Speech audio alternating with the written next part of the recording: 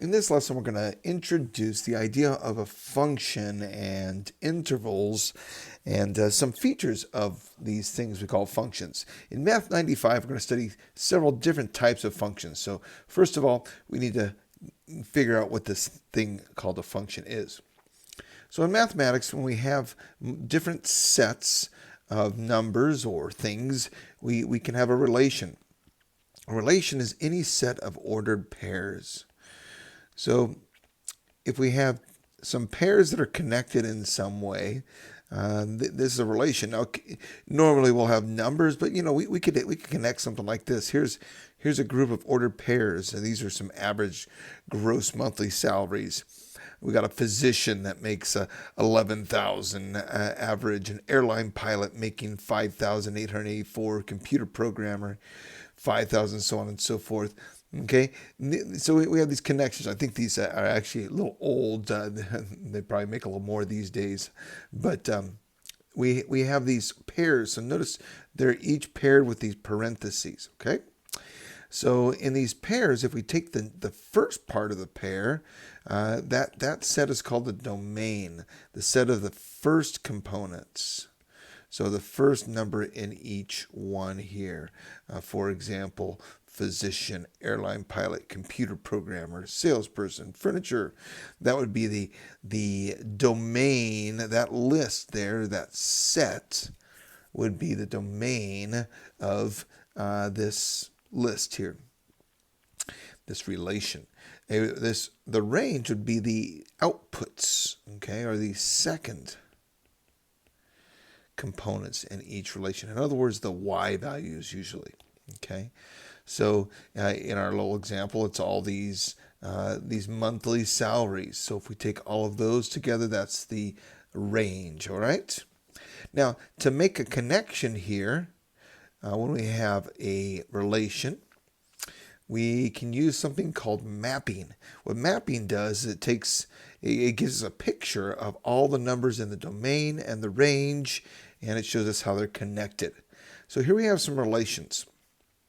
This group right here of 4 coordinate pairs, 4 ordered pairs, that is, has a domain and a range. So let's start by identifying what the domain is. Well, the domain is the first numbers, the 2, a 4, a 5, and a 10. The range is all the second numbers, like a 0, a 1, and we like to go in order here, 2, in order from smallest to largest, that is, and 12.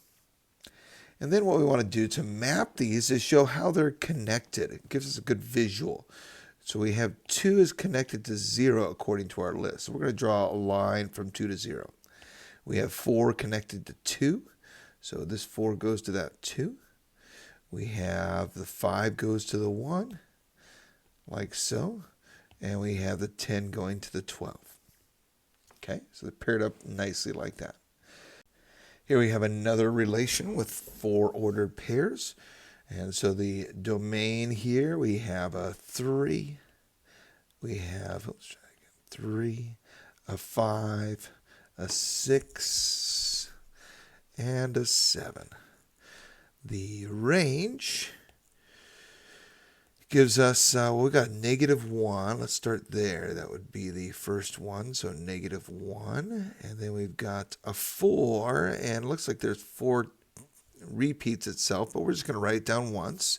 So the possible output range is the possible second numbers. And the second numbers can be -1 or 4 or 5. In this relation, those are the only possible second numbers. So now if we want to map this, we can say the 3 goes to the 4, the 5 goes to the 4, the 6 goes to the -1, and the 7 goes to the 5. That's what these pairings are telling us there. Okay, so a little different situation there because we have 2 numbers going to the 4. Here we have a domain and range, all right? So you can try it for yourself if you want to pause and check it out, and then come back and see if you got it. So we've got a 3 and a 3. So we'll just put that down once. We've got a 4 and we've got a 5. the range here. We've got, let's see, a 2. We've got a 6. And we've got a 9. And it repeats itself, so we'll just go to 9 there. Making our connections here, we've got a 3 going to the 2. Then next we have 3 going to 9. Then next we have 4 going to 6. And last we got 5 going to 9. Okay, so here we have 2 numbers going to 9. And we've got, let's see. Yeah. Oh, we had 3 going to 2 places. That's what else was going on. Okay. So 3 is going to 2 places. And then it happens to have 2 numbers going to 9. So, all right, well, there's some different relations, some different things that can happen. And now let's look at a special type of relation called a function. So it's useful to see how some numbers are connected, but sometimes we have some special relations where one specific outcome is identified for every domain element. Okay, so there's only, the outcome is determined by the domain that is. All right, so let's think about this. Which one of these is always true? Is a person's height is determined by their age? Is that always true?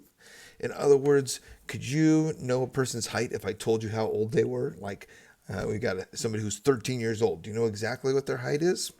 No. Okay, so this is not always true. Okay. An hourly employee's paycheck is determined by the hours they work. So if you get paid, $15 an hour, and you know how many hours you worked, is there an exact amount that you should get paid? Yeah.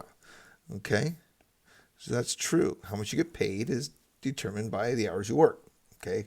Again, that's for an hourly employee, not like a salary kind of thing. What about a person's vision is determined by the amount of TV they watch? My mom always said, "Hey, don't watch so much TV. You'll ruin your eyesight. Don't sit so close." Right? Well, no, that's not true. Sorry, Mom. All right. So no, that's not true.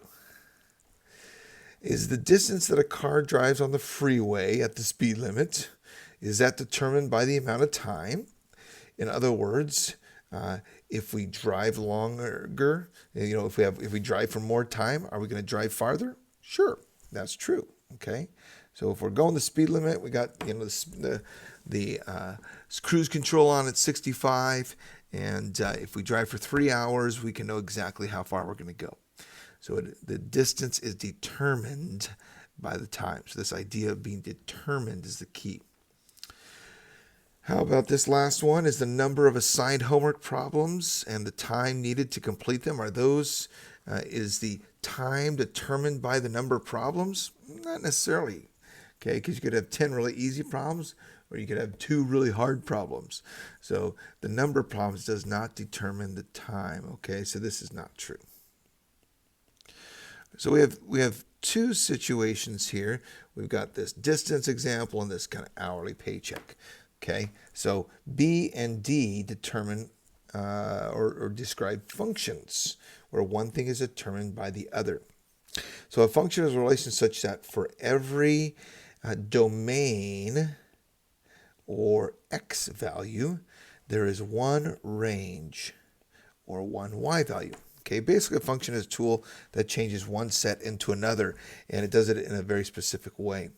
So if we look back at our relations from example 2, we can figure out which ones here are functions. So let's see what that looks like here. So if you flip back to your previous page here, you'll see this, if you're looking at the notes, that is. So which one of these has every x value goes to only one y value? Let's read that again there. So for every x value, there's only one range or one y value. Let's see. Is that true for the first one? Does each x value go to only one y value? 2 goes to 0, 4 goes to 2, 5 goes to 1, 10 goes to 12. Yeah, so this is a function, okay? You can think of it like this. If I tell you the domain number, you know exactly which range number I'm thinking of. Okay, we could say, let's play a game. I'm gonna tell you the domain, and if you tell me the range that goes with it, you win. You get an A for the class. All right. Well, would you play this game? Sure. Okay. If I tell you what the X value is, you know what the Y value is. Okay. How about over here? Okay.